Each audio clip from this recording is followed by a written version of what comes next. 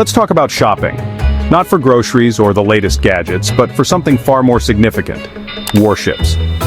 These aren't your everyday purchases. They represent a nation's strength and strategic reach. Imagine you're in the market for a brand new destroyer. It's a serious investment, a decision that could impact global power dynamics. The showroom is massive, a sprawling complex where steel giants are born, and the price tags are even bigger. Numbers that could fund entire cities flash before your eyes. You see an American-made ship, a symbol of cutting-edge technology and naval might. Sleek, powerful, a marvel of engineering, and jaw-droppingly expensive. The cost is enough to make even seasoned admirals wince. Then you spot a similar ship, perhaps not quite as flashy, but undeniably capable. From China or South Korea, nations rapidly expanding their naval presence. Just as capable, boasting similar firepower and advanced systems, but at a fraction of the cost. A significantly smaller dent in the national treasury. The price gap isn't a few million. That's pocket change in this arena. It's billions, a staggering difference that demands scrutiny. For the cost of one top-tier American warship, a single vessel, other countries can build 2, doubling their naval presence, 3, tripling their capacity for maritime operations, or even a small fleet. An entire squadron ready to project power. It's like choosing between a diamond-encrusted Fabergé egg, a symbol of ultimate luxury, and enough regular eggs to feed a town for a year. A practical, sustainable solution. This isn't just about boats. It's not simply a matter of naval hardware. It's about a philosophy of spending, a fundamental question of resource allocation. Are these ultra-costly American ships truly worth it, providing unmatched capabilities? Or is the Navy paying for gold-plated sledgehammers, indulging in unnecessary extravagance, when a regular nutcracker would do? When a more affordable option could achieve the same objective? When one ship costs as much as a small nation's defense budget, encompassing all their military needs? You have to question the strategy. Is this the most effective way to safeguard national interests? Is the U.S. building the world's most powerful navy, a force unmatched in its capabilities, or just the world's most expensive one, a fleet burdened by unsustainable costs?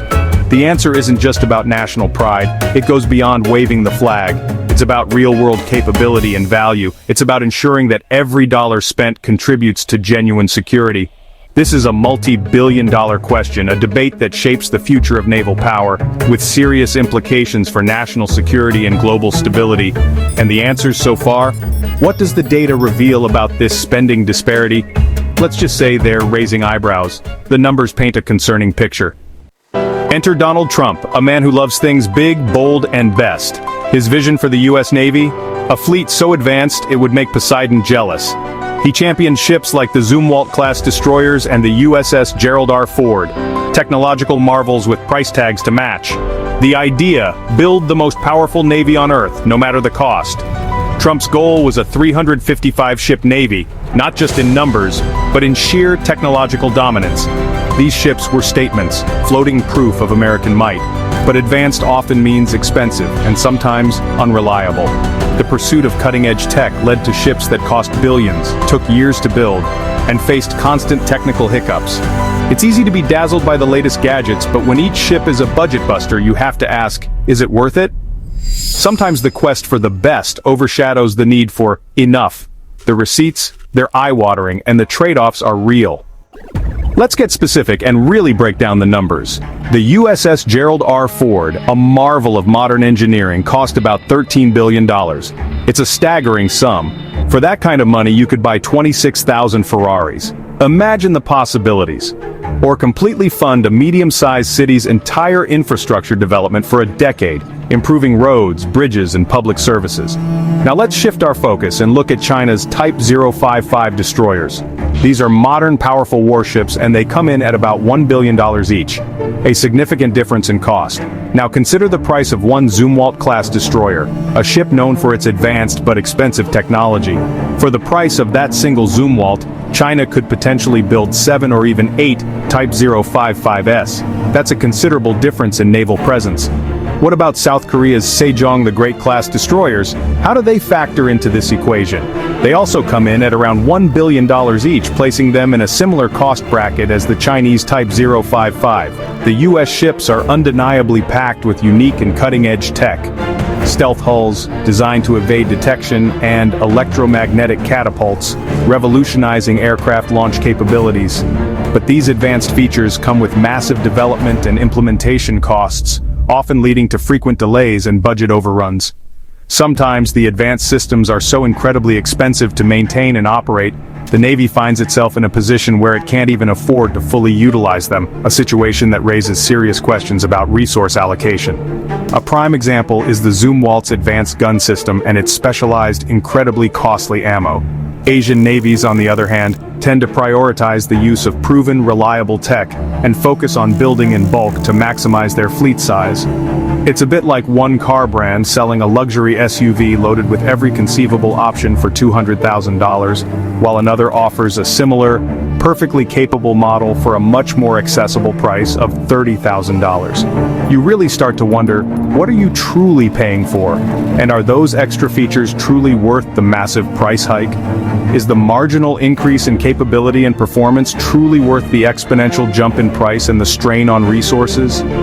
Asian shipyards are laser-focused on efficiency, streamlining production, and maximizing the sheer number of vessels they can deploy, not just on adding the latest bells and whistles for the sake of flash and prestige. And the result of this different approach? More ships entering service faster, all for significantly less money overall. The US approach is undeniably impressive and showcases incredible technological prowess, but the fundamental question remains, is it truly sustainable in the long run?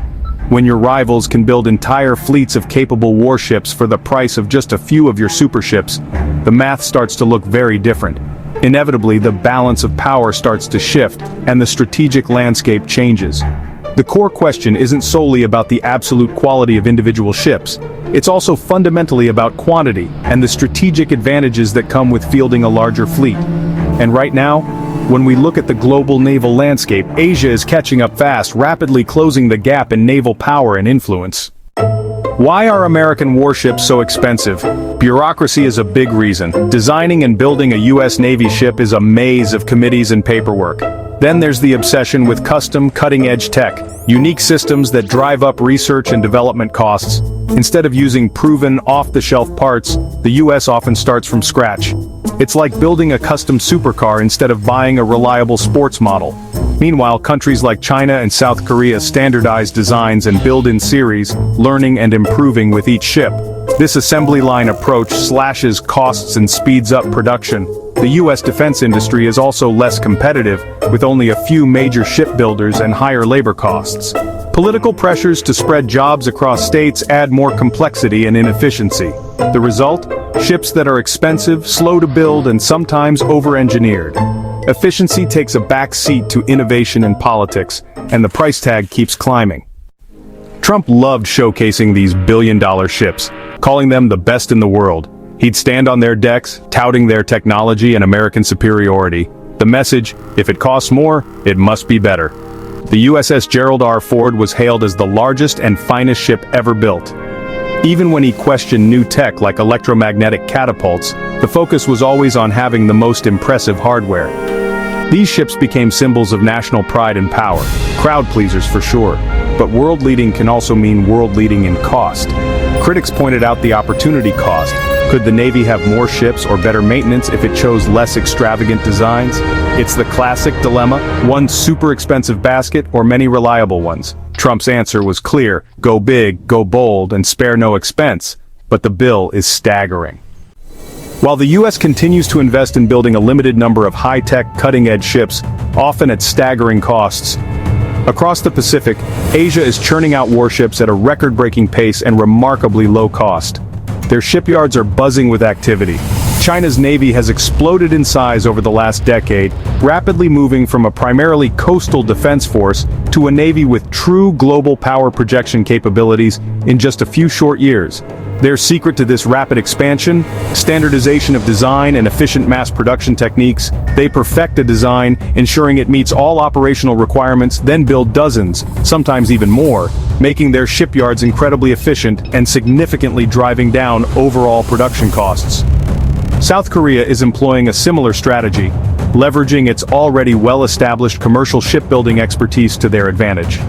The result is clear. Asian fleets are growing at an unprecedented rate, while the US struggles to maintain its current fleet size and capabilities. Quantity starts to matter significantly in modern naval warfare, because 3 or 4 capable, well-coordinated ships can often outmatch even one technologically superior supership.